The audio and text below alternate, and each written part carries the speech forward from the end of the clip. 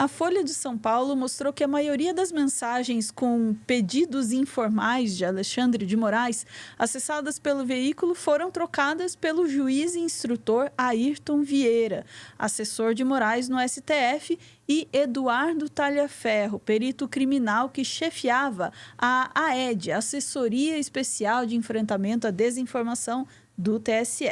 O jornal quis atacar o Xandão, mas acabou fazendo notícia de fofoca e pode ter revelado a própria fonte. O Pedro Zambarda, nosso Pedro Zambarda aqui no Meteoro Brasil, fez um fio no X, é Twitter o nome, tá? A respeito disso. Vamos entender melhor com o próprio Pedro Zambarda. Vamos lá.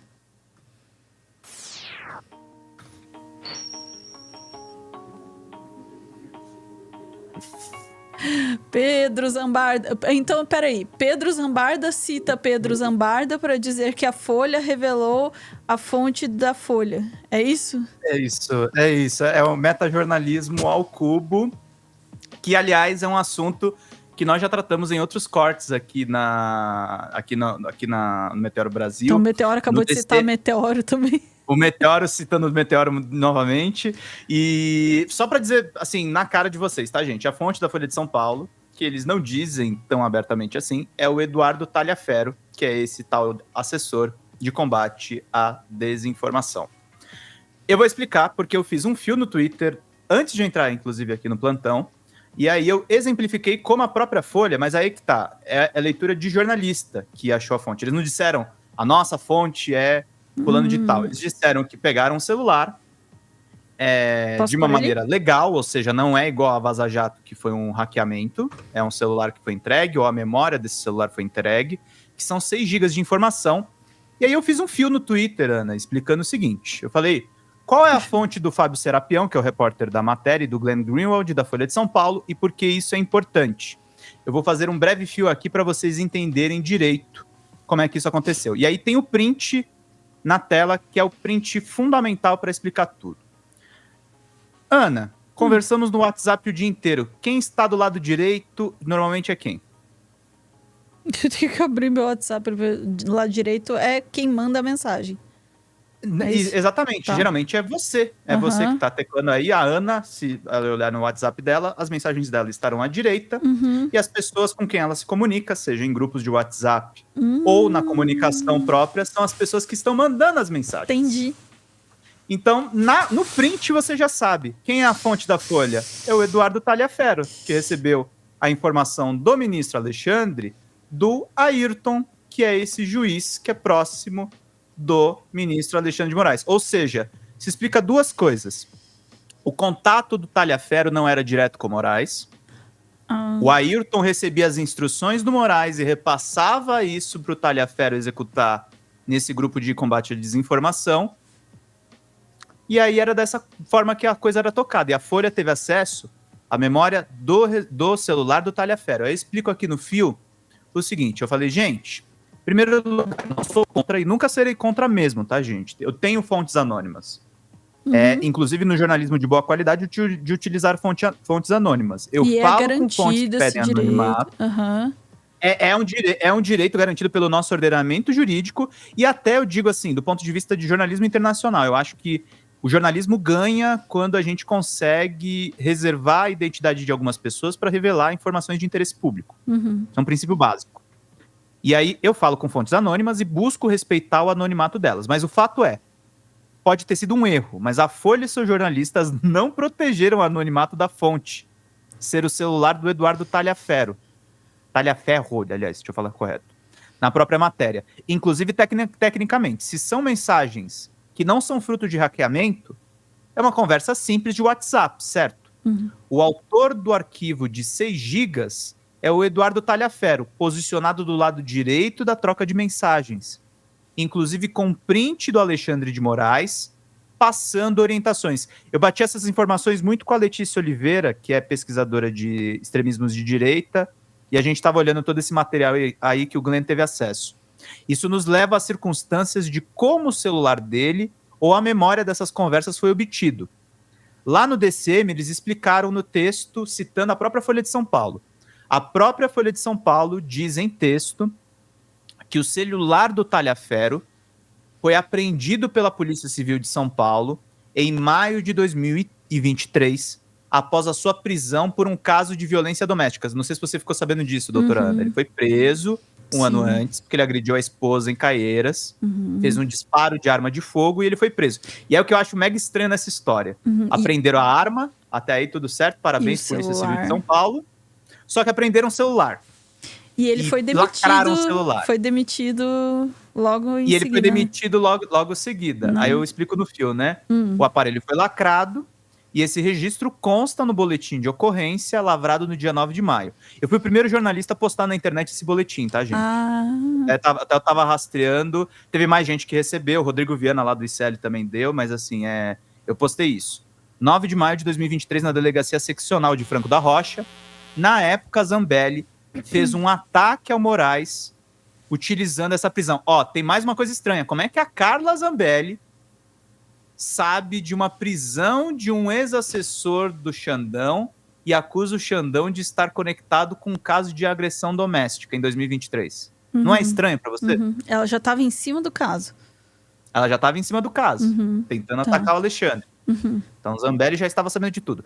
O celular pode ter sido entregue por Tagliaferro para o jornal, para a Folha de São Paulo? Pode. Pode ter acontecido isso. Por que pode ter acontecido isso, Ana?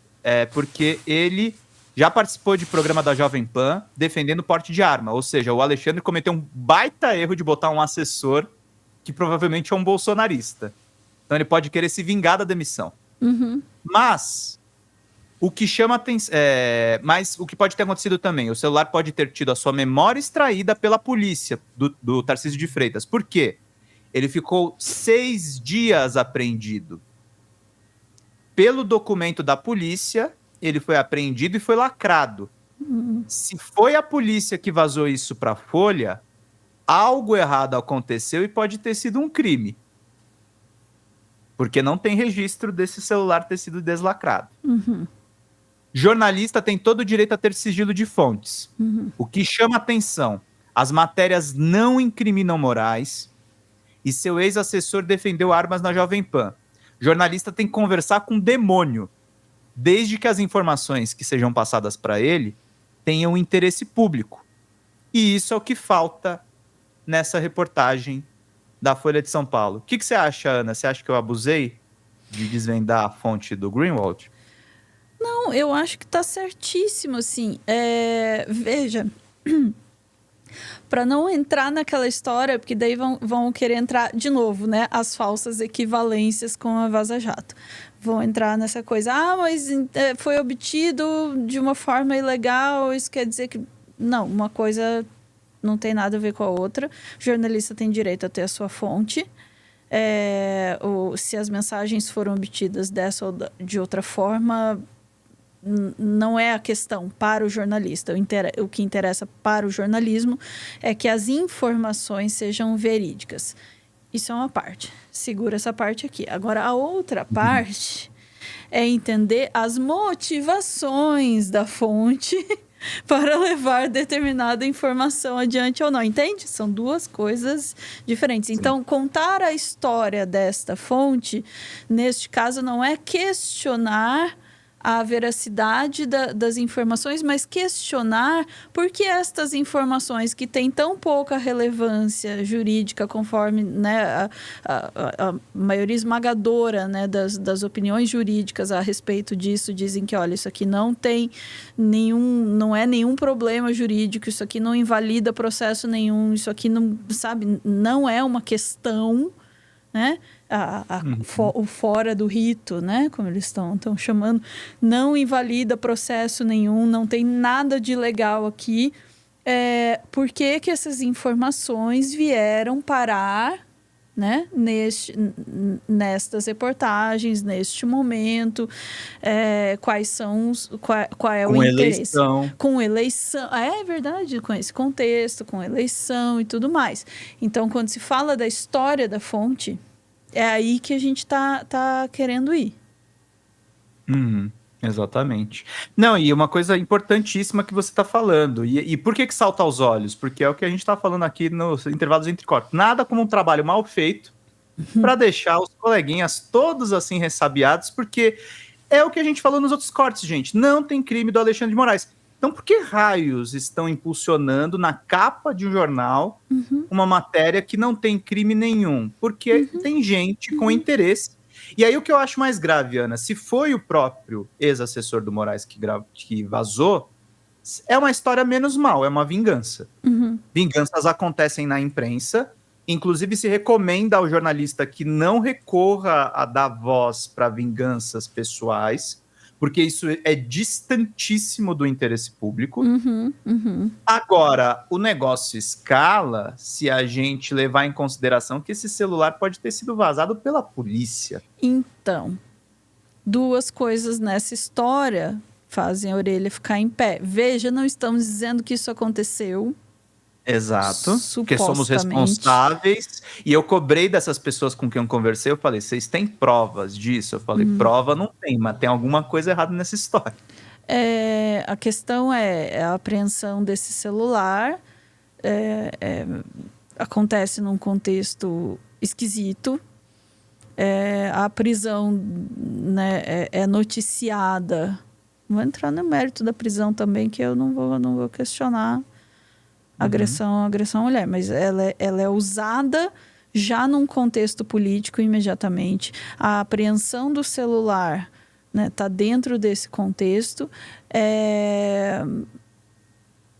E aí essas informações vazarem do jeito que você não sabe, de novo, num momento muito propício, tarará, né, é uma série de, vamos chamar assim, de situações... Para um jornalista que publicou a Vaza Jato, que muita gente vai olhar o que ele fala e falar, não, mas é verdade.